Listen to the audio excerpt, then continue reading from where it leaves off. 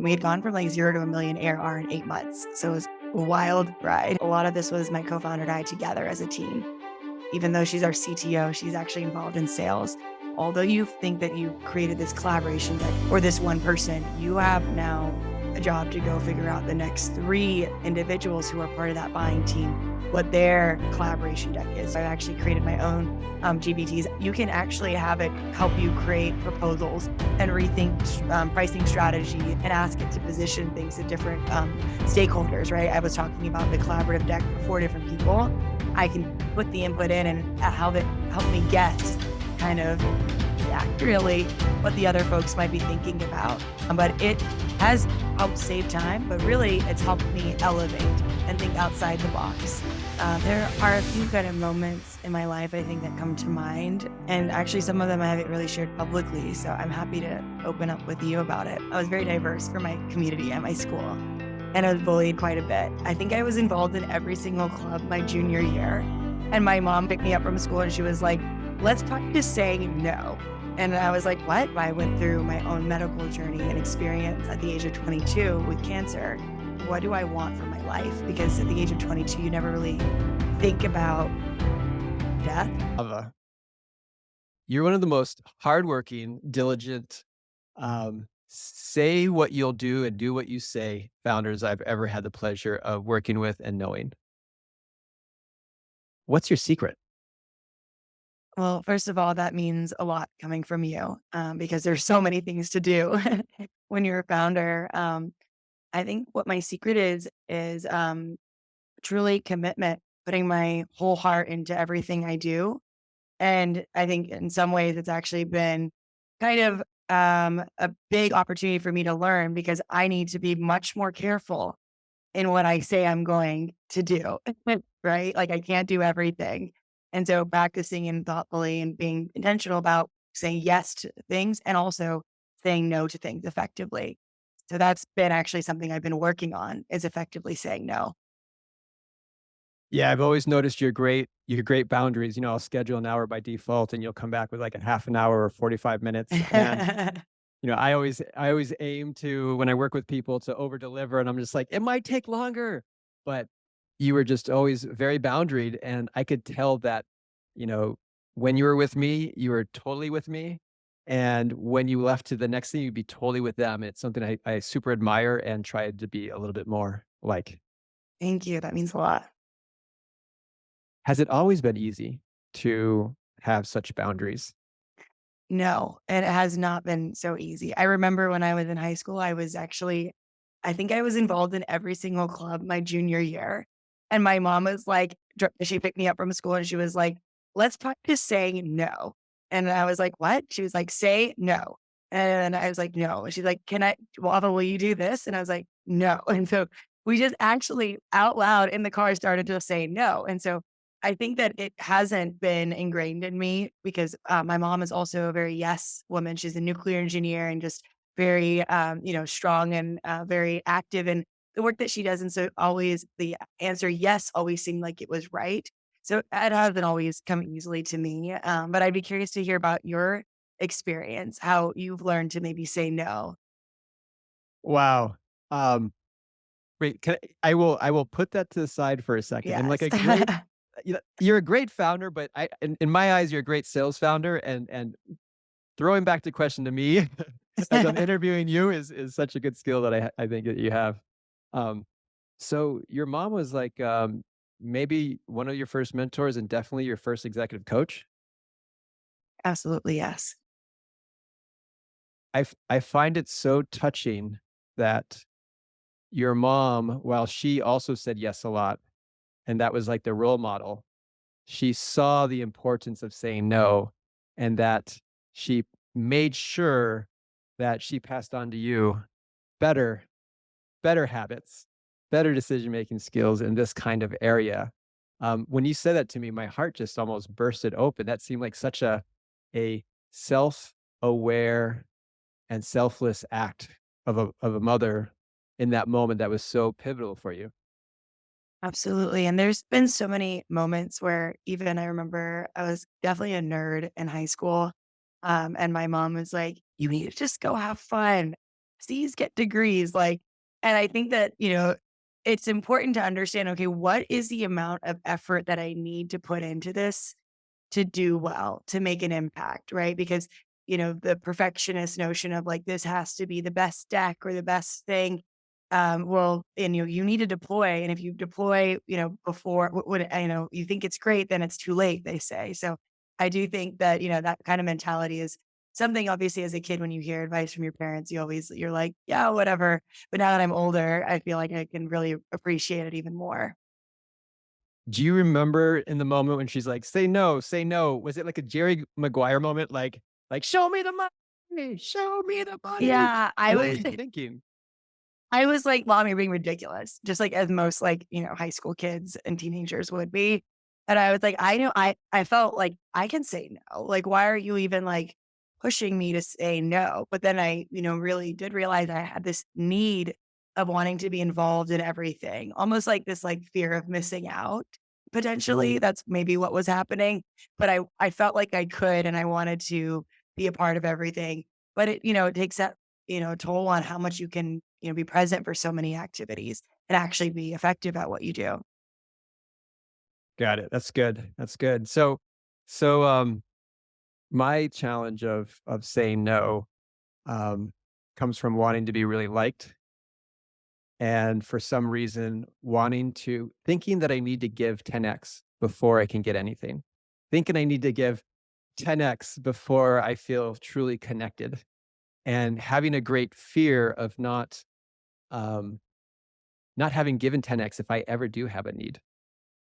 And Yeah, that has prevented me from truly being as close as I want to be with others, and spend a lot of time trying to add value, um, when people just wanted to connect, or people just wanted to, um, be supportive. And so for some reason, the last few years, after a decade or two of therapy and coaching, um, I've started to be able to remain in my body and feel the discomfort I have when I have the urges to say yes when I should say no, when I have the urges to give when actually I might be in a position where I need something. I might have to ask for it. And I've been able to sit with that feeling and not have to do anything about it, that I can actually say no. And inside is like, "Wah," and then outside that lines up, whatever our relationship is. If it's good, it stays good and probably gets better. If it's bad, it blows up, and then I have less time with someone that doesn't respect my nose, or that um, wouldn't be there in support if I needed it. exactly. I mean, it's much more of a letdown right after you've invested so much. And that, when we think about sales, right? When I go through a year-long sales cycle and you're let down and you like give so much, right, of yourself, of your time, of your research, of your knowledge into something that, you feel like maybe I didn't qualify this as effectively. Right. And I think that's what you really opened my mind into what sales was, is not just sales. Cause as you know, my background isn't in sales, but it's about creating value and an exchange of value. And any great relationship is about that exchange of value, right? Friendship, family, we give and we take, but in order to make both of ourselves better. And usually when I give to a friend or a family member, it makes me happy intrinsically. So I feel like, there's so much to think about when we ask. It's not always that we're just taking. People are also happy to help. Absolutely. I, I, there's some people when they ask me for something, I'm like, Me? Yeah, you want my help? it's so true. It's so true. Yes. And the protection goes down, right? Um, Very cool. So let's talk about, you had just made a comment about, not having done sales before, not being a seller. Can you give just a little bit of context, you know, about your background as a founder, and just how you got into having to be a salesperson, or at least having to flex the muscles of being a sales founder? What was it like? Yes, it was a lot of learning, and which is why I'm grateful that it led me to connecting with you and learning from you. But my background's actually in economics and human rights, and I did my undergraduate studies in philosophy, political science, and economics, and I did my graduate studies at LSE in London, studying economics and human rights there. And I was actually working at State Department in DC on the Iran desk. So a lot of stuff has happened, and I wrote my thesis on women's rights and the right to veil in Iran almost 10 years ago, or six, I guess 8 years ago. And so I made quite a pivot in my career. And it was because the way I got to that role was through a remote internship. And it was very competitive to get into State Department in DC, especially so young in my career. And I realized that early on that remote work could actually really create a lot of access for young individuals early in their career. And so that's why I began building Simba. And I believe that, in order to realize any sort of human right, you needed to be able to enter the workplace and, provide for yourself. And so I feel like I'm still aligned with that core value mission, but I didn't know anything about close one or what a aware account was or what account-based marketing was or an SDR, like, I didn't know any of these terms. So I was starting really from scratch. Now you're being really, modest. By the time that, who was it that introduced us? It was, Danielle from 1517, one of our That's investors. that's right, that's right. So by the time she introduced us, can you give it, I don't know if it's public, but what kind of, like, you had done some pretty big deals? You had a certain number of customers. Is there any of that you can share? I mean, it was very impressive. Yes, at the time, and they're still customers, Genentech, Roche, some really large tech companies. Yeah, we had gone from, like, 0 to 1,000,000 ARR in 8 months, so it was a wild ride. That is so impressive. That's when you get an intro and then you find that out and you're just like, "Oh, wow. I'm gonna learn just as much from her as she's gonna learn from me." And that's, it's both a testament to you and your background, um, but also I believe to be a good coach, you have to do that. Because if you think you're gonna teach someone a bunch of stuff, you miss the opportunity of really getting to understand someone else's world, really understanding where they are, what they know, what they don't know, what their superpowers are, and how do you connect what they already know their superpowers to B2B sales. And with you, I felt it was instant, and it was amazing just to watch you kind of look back and be like, "What you're describing, I know how to do." And then you just went out and did it just like um, a mercenary for good. And it was amazing. I'd tell you, "Try this, consider this." And you'd go out and say, like, "I did it." And be like, "Oh my God." And I would love to hear your thoughts on that experience. Absolutely. Well, I would say that also, largely, a lot of this was my co-founder and I together as a team.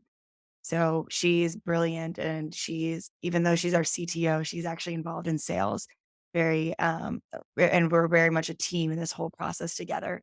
So it's really important for me, I think early on in my career, because I was 24 when we started building Simba, to have a level of credibility, a reputation. A lot of times I think it's not about, being a diverse woman. It's about really being young when I show up to some of these calls because people are oftentimes twice my age when I'm selling to them and I have to show them that I know what I'm doing. But my perspective with a startup is that you should just be throwing out, a bunch of different experiments to see what sticks. And my thought process is like, what do you have to lose, right? I mean, and that's really when I got into building Simba. One of my friends, I was kind of nervous, as most people are, about just leaving at least a government job with full salary and everything. Should I go do this? And Ava, what do you have to lose? So with this whole learning process for me, I was like, I'm going to try everything and see what lands, see what sticks. And that way we can continue to iterate and build upon what works. Cause I remember sometimes you would say, practice saying this and it would make me a little uncomfortable. But just like I practiced saying no with my mom, I would just practice it out loud, not even when I was like in the meeting, but like maybe out loud in the shower. Just getting comfortable with my own skin and making some of the things that we wanted to practice more Ava and like, okay, I see where you're going. That's not necessarily me, but I can tweak it and put my own flair on it and then make it sound authentic.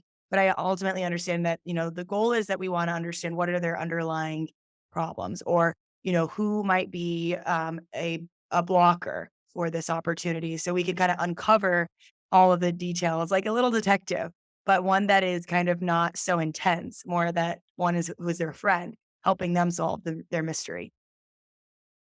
That's awesome. That's awesome. Yeah, I always suggest to people I work with to practice, to rehearse, and I'll comment on their video. And it used to be called the minimum viable pitch. Now it's called the collaboration deck, which is all about Ooh, collaborating. We throw out the sales deck. I have a collaboration deck. And I can always tell the founders that are going to get furthest the fastest, that's going to make the best use of my time, that's going to reconnect all the pieces of them and hone it in and guide it into sales results by the people that actually rehearse and how good the rehearsal is. And if I remember correctly, you sent me a video of you, and I watched it, and I was floored. I was floored about how well you did it, the tenacity, and I could tell that you were almost figuring out how to fundamentally change with while staying yourself to do what enterprise B2B software salespeople, founder salespeople need to do, but without leaving your values and while using your strengths. yes. It's so interesting because I think when you ask the question and talk about superpowers, it makes me think about what are my superpowers. And one of the top things that people say about me and my team really is that it doesn't feel like a sales pitch. It doesn't feel salesy. And really, when someone says you're a salesperson, well, actually, now I take that as a compliment because I'm like, oh, great, I've learned these skills. But it's about exchange of value. I've put my whole life, my whole heart into building a product to make your life better. That's what I'm here to do. And yes, I need an exchange of value so I can continue doing what I am doing, but I am not trying to exploit you. I'm here to make your life better. And I think that kind of mental switch in my mind that I'm not an icky salesperson trying to ask for money really was important for me through that whole process of collaborating and going through coaching with you. Beautiful, beautiful. Yeah, that transformation of like feeling sales as icky to it actually being um, completely aligned with your values. And I know you and Simbo have always been very, very values based. Um, and I've evolved it a bit since we've last talked, where it starts with compassion, which is the three whys: why buy anything, why buy us, why buy now. If they're not suffering, let's shake hands and reduce suffering by not you having to listen to a pitch. Curiosity. So that's asking the five why nots. So why not just stay the same? Why not just do it yourself or in house? Why not just, wait and time? And so the idea is you're actually trying to find the objectives, so it's your curiosity, like, are we really aligned? And that's a really big one because I know when we were working, like a lot of companies say they have certain values, a lot of companies say they want to do something, but how do you actually get someone to move? And there's a lot of kind of lying going on in sales calls. They don't want to hurt your feelings. You're super passionate. And True. so like those five why nots were such a big thing. And then the last one is collaboration. How do you actually collaborate, right? Because if you want it more than they do, if you want the transformation more than they do, it never works out, right? So I'm curious after, we worked together I think a year or two ago, right? Maybe more. Yes. Um, Almost 2 years ago. in looking back now at yourself when you just started to do founder-led sales and maybe when you just met me, what would you tell yourself about the process that might either accelerate how you adopted it or make you feel better? I would tell myself that, to do that process, not just with one stakeholder. I think one of my challenges was that my deal is actually much more complicated than I thought. And at the time when we were first selling in 2020, it ramped up very quickly because, our buyer could buy, and now it's very consolidated, so we have a whole buying team. So I would tell myself that, although you think that you created this collaboration deck, as we call it now, for this one person, you have now a job to go figure out the next 3 individuals who are part of that buying team, what their collaboration deck is. Your job is not done. That's what I would tell myself. It's beautiful, and what's really interesting is mastering sales is like layers. right? Like, there's a lot of people when I say, "Oh, the 3 whys," if they've never heard anything about the 3 whys, why by anything, why by us, why by now, they're like, "This is amazing. It totally makes sense," especially engineers. They Mhm. love it. Um, but there's a lot of people these days because there's a lot of blog posts, people in different books are talking about the 3 whys. That, yeah, I know the 3 whys. Um, but then when you ask them for the answers of their 3 whys, they don't have answers. And so there's layers to, like, get better and better answers. And what's interesting is, the 10 steps that I always recommend that Steve Brown innovated when he went from solution engineer to sales pro. Um, step two, step 2 of 10 is you have the 3 W's. Step 3 is you have the champions 3 W's. Step 4 is you have the sponsors 3 W's, which that's embedded in there are those ideas of like, yeah, you need to get the 3 W's for multiple people. And sometimes there's 5 champions, sometimes there's 3 budgets. Yeah. So there's 3 sponsors. And what's interesting is it's always the layers. And as much as like as a coach, you sometimes it pains me when I start to work with someone that's so smart and so diligent. It's like I want to give it all, but it's layers, right? It's like every time that you try a W, you get a little bit better at doing it and you feel a little bit less anxious inside. And then at some point it's, oh, I need to get this for more people, and then at Mhm. some point it's like, oh, I can get this faster. I'm curious about how you saw that in terms of learning it initially and then over the last, you know, year or two on your own. Absolutely. Well, I think first, just anyone who's learning any new thing, any new skill, you think about like training for a marathon, you think about any like sports related training, you'd never just go out and run the marathon, right? And so, you'd injure yourself. And, if you overwhelm me with all of that at once, I probably would be like, this isn't for me because it would be daunting. And so I do think it's important to have these like almost like micro key learnings. And they even say in the sales process, like, you don't just like immediately demo everything and give all your materials at once, or even when you're fundraising, like you build some hype, some momentum, you find out things, you peel back the layers, it's a process. And so for me, I think that my process has also changed because the market has also changed. Like my relationship with procurement, like I used to not need to know who they were, but now I need to like send them cookies and like become their best friend. So I also think that just being agile and also like listening to what are the changes.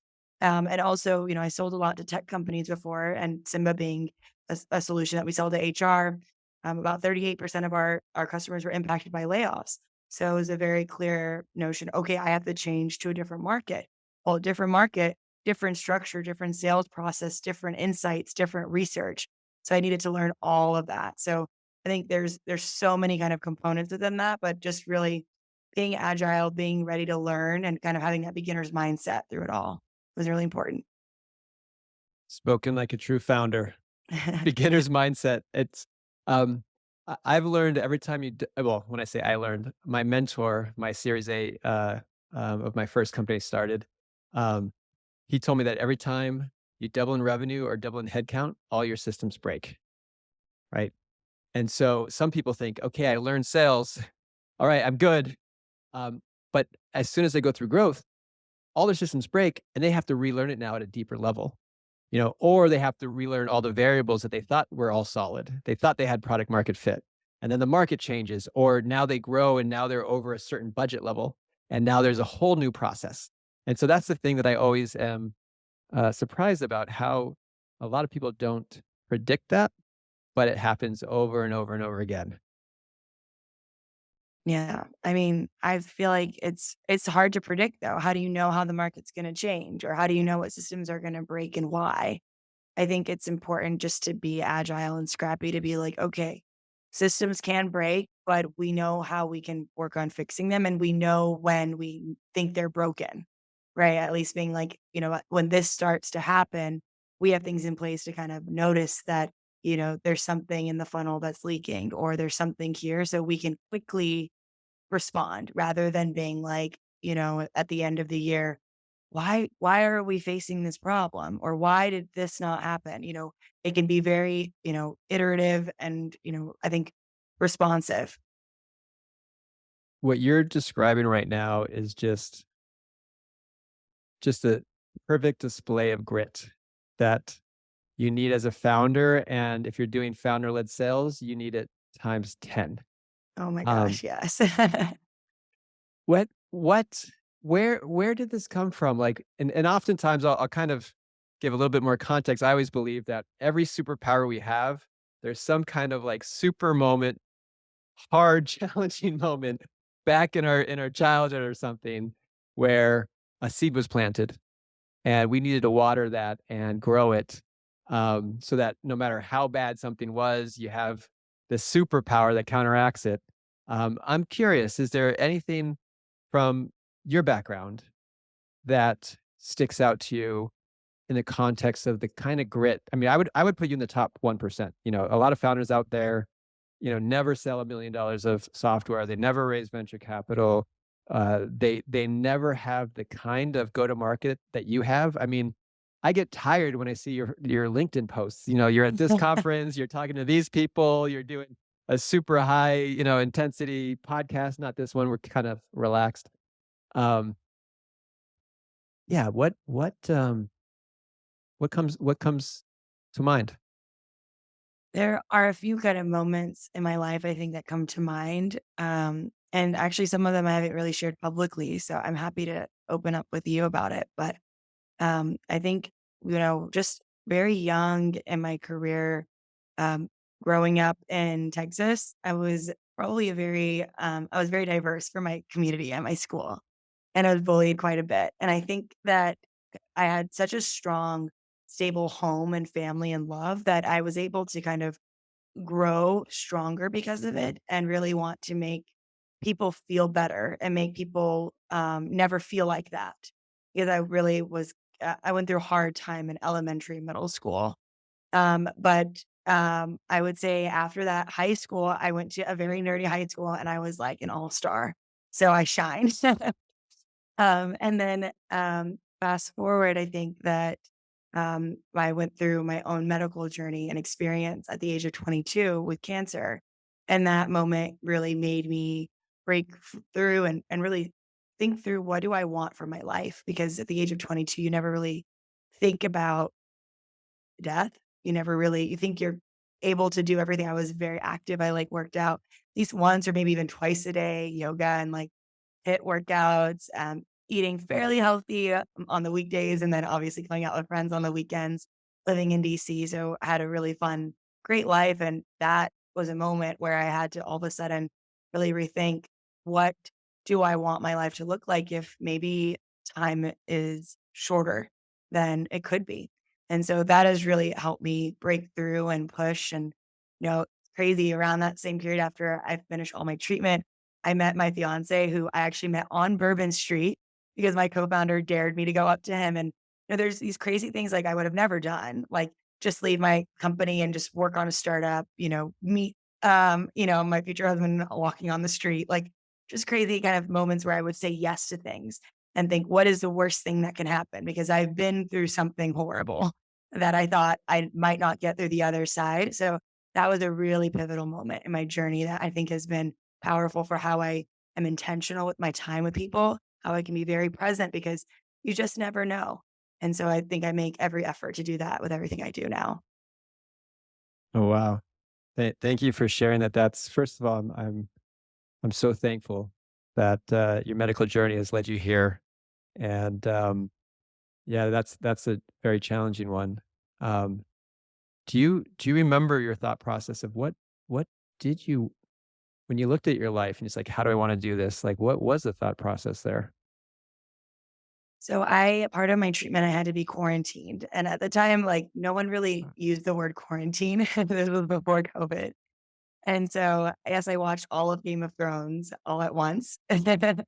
But, I was really just kind of, journaling. I was, kind of stuck in an environment where I had a lot of time to myself to think, and I thought I was working actually in a room in State Department that was like a very safe room. There actually had no cell service.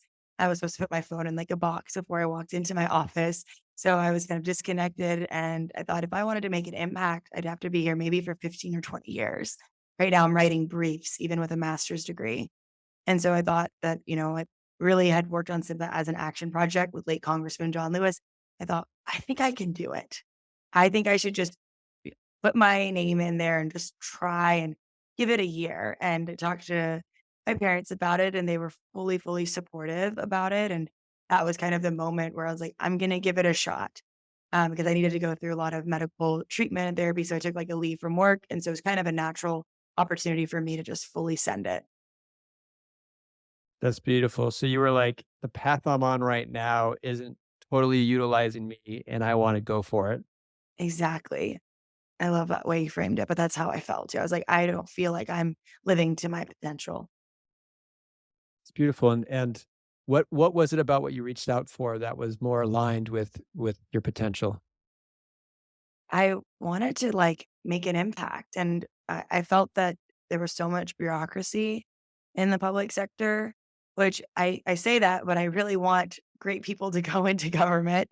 And I want us to have change makers and advocates. And so I feel like I'm part of the problem because I left. But I, recently met a few folks that part of the Presidential Management Fellowship who are really brilliant minds, and I want to keep them into that sector. But for me, it was really, I want to make change fast.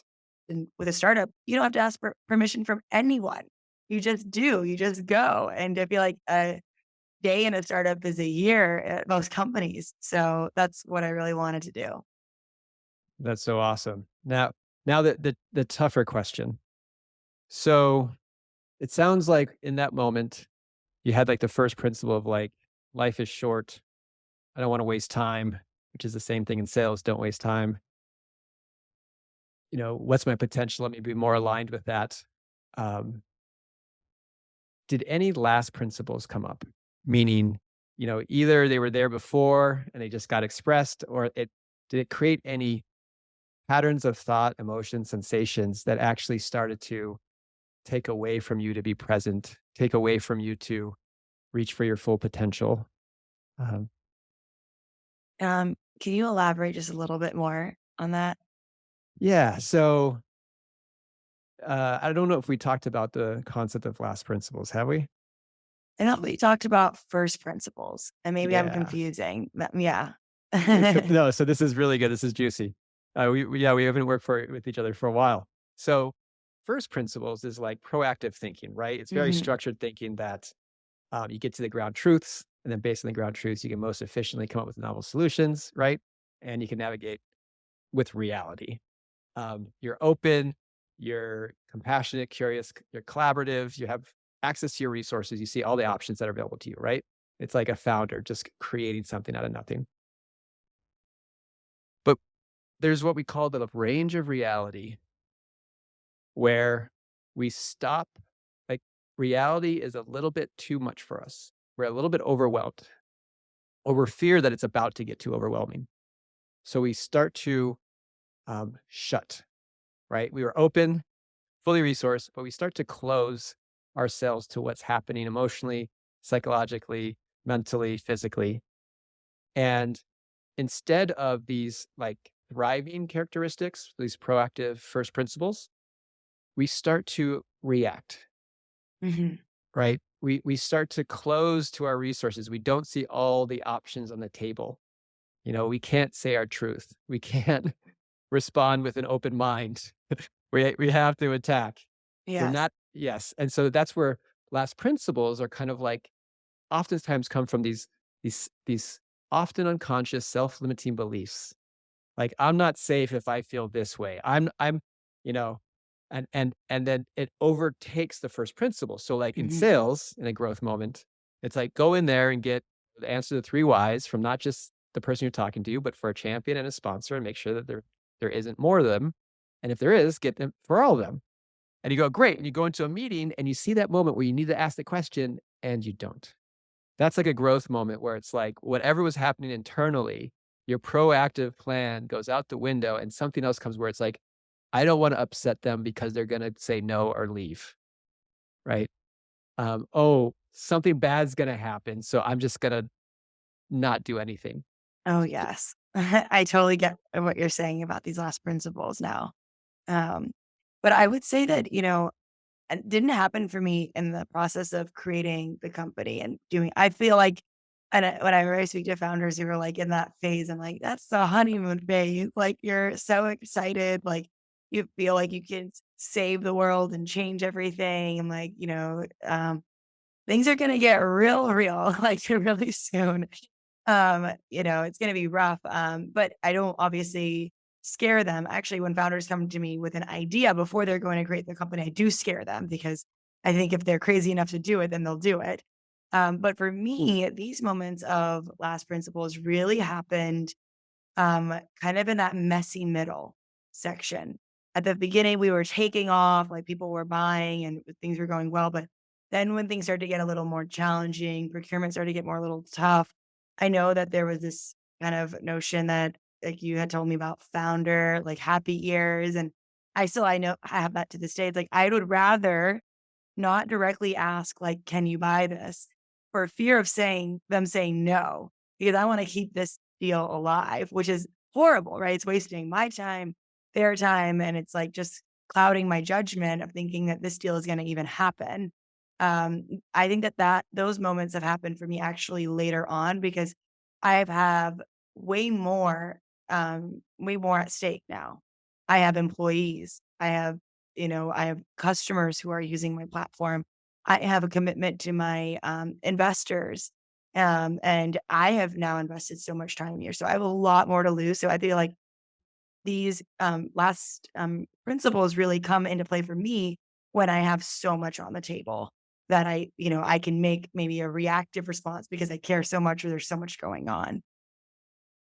That's beautiful self-awareness, and I think it's kinda like the kung fu master that someone says, "Hey, come and teach me," and they send them away at least 3 times, you know, because the So person. true. Yes. So I think someone listening right now is going, "Oh, crap," right? And it might have saved someone a lot of an ordeal that they weren't willing to go through, or it might have got someone excited. So I think what you just shared was a gift. Um, what do you do when you're on that growth moment, at that growth moment, either in the moment or afterwards when you realize that it happened? How do you work with yourself and your personal path of growth from, if you've been in therapy or coaching, um, those kinds of things. What's your relationship with that? How do you work with those moments? So, as most people, usually you beat yourself up mentally after it and like, darn it, I missed it. Like, that was my chance. I remember there was even a moment that's not even related to Simba, but like I just began my yoga teacher journey almost a year ago from now.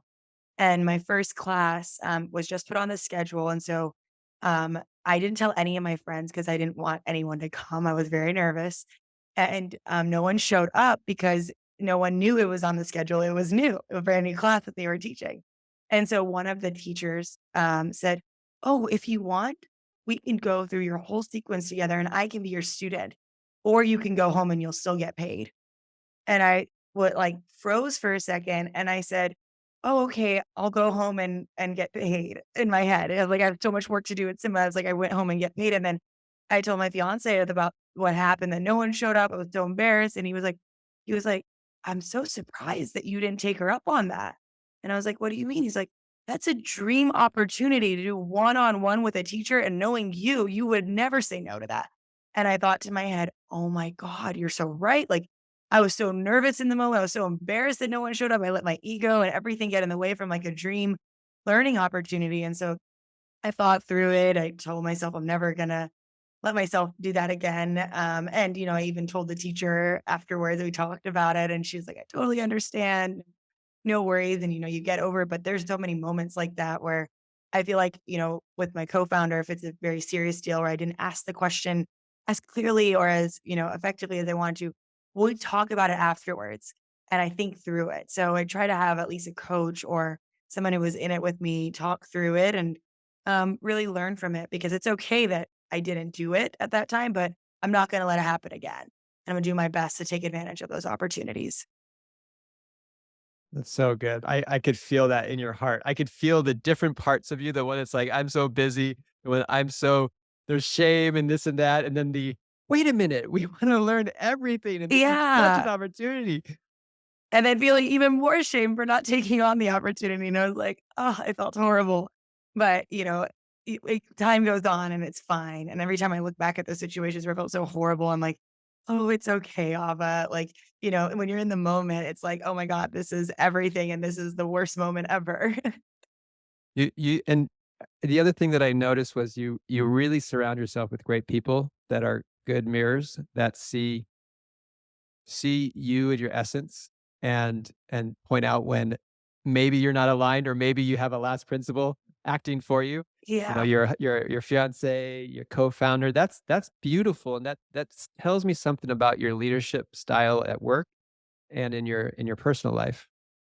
Absolutely. I think I'm not here to, there's a Brene Brown quote, I'm not here to be right. I'm here to get it right. And I think it's just that mindset of like, I'm constantly here to learn. I feel like when I am in a call with someone, I can ask for feedback. I genuinely ask for feedback because I'll say, like, I don't know if I feel like that went as well as I would have liked. What do you think? And I really create like an environment when I say something like that to be like, I think that I need feedback, so please give it to me. And I think I like create a space for people to feel comfortable teeing it up to me. That's really, really cool. Do you have any advice for other founders that have teammates that, you know, may or may not have had such a path of great growth and having had to get through some of the challenges that you spoke about today in school with medical and just the founder, the epic sales founder journey. Um, do you have any advice on how they can manage themselves and then their team um, in that way too? I mean, you'll get founders always get a ton of advice from everyone. So my first piece of advice is don't listen to everyone's advice. But what I would really share for myself and for other founders listening that I think is really important, and Walter, you've always shared this with me, is like this is a team effort. This is not just you. At any pressure that you may feel that feels like it feels like everything is on your back. No, you're a team. You have people there that are with you in this. And the more that you get into that mental state of where team and this shared way is our shared way, the more you can rely on them because they're in it with you. And the more you take it on thinking that it's for you to solve, the more you make people feel siloed from the challenge. So make sure you're getting everybody involved and being as transparent as you can be. Obviously, you don't want to create chaos that, hey, we only have so much of runway, and then everyone starts to panic and looks for different jobs. You have to be careful, right? It's an art and a science, but understanding that, not meeting revenue targets is not your problem alone. We are a team and everybody has a shared responsibility in this and should feel that way too. So you're not carrying the weight and you can also problem solve collectively as a team. So just really encourage founders to always, always think about that. That is such good advice that I think just like before the layers, people will hear it at the layer in which they're willing to listen as well as what they're ready to. That Exactly. that just compounds. And it really mirrors how we show up in life in all our relationships.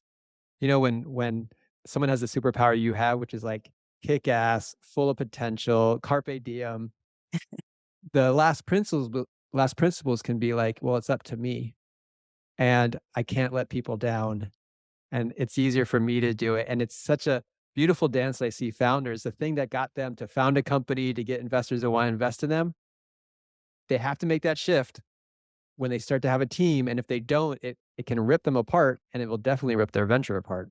Oh, for sure. It will lead to their demise. And it's very, very dangerous because you have the savior complex. You want to help everyone, and you have all the answers in your head, but that doesn't help anyone or help the business grow. You need to build something sustainable that's bigger and better than you are. If you're really building a great company, it's not about you or me. It's about this existing beyond us. I love it. Staying open and collaborative. It's so hard under the So hard. pressure and uncertainty and limitations when you're doing founder-led sales and just being a founder. We're gonna use the last few minutes, I think, to talk about something I'm super passionate about. And being a founder, there's not a lot of time to work, right? Like you have so much work in the small amount of time you have. Um, I'm using AI a lot, and I would love to find out how you're using AI and just a little context for me I walk at least an hour in the morning using AI, and I think that I sometimes get a week worth of work done. And the challenge is like, how do I get to a deliverable? So it's actually done when I get to my desk.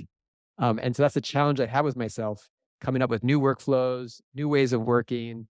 Um, I'm curious, is this part of what you're doing and thinking about? What's your best answer to how you're using AI, and how would you spend an hour walk to get a week worth of work done? Well, I wanna hear your answer. If you're getting a week worth of work in an hour, I think everybody listening in wants to hear your answer. Well, well, what I'm doing is I'm first practicing. It's like being bilingual. I'm just trying to think like AI, and like it kept on interrupting me. And the new update, if I have the new features, it still interrupts me in in ways. And so I had to come up with the idea of saying, I want you to do active listening, which means if you hear me pausing, just go, uh-huh, and don't say anything. And then when I say, now answer, take all the content that I gave you when you started to say, uh-huh, and then give me the full answer. So I've been like kind of using it so much, seeing what the problems are and getting things done.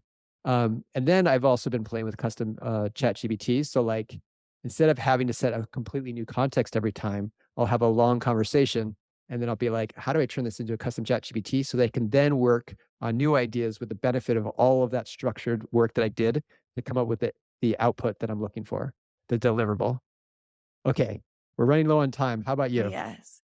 So I love that what you shared because ChatGPT has actually, I think, empowered us to become better communicators. Because now we know if ChatGPT is confused, my input was confusing. And so I think that was really powerful that you said that. And I do that too. I've actually created my own GPTs. I'm obsessed with ChatGPT and OpenAI. I've been using their products for almost everything, sometimes to a fault where I keep regenerating and having fun with this. But I love, being able to I mean, as far as a deliverable, you can actually have it help you create proposals and rethink pricing strategy and rethink creative ideas and ask it to position things to different stakeholders, right? I was talking about the collaborative deck for 4 different people.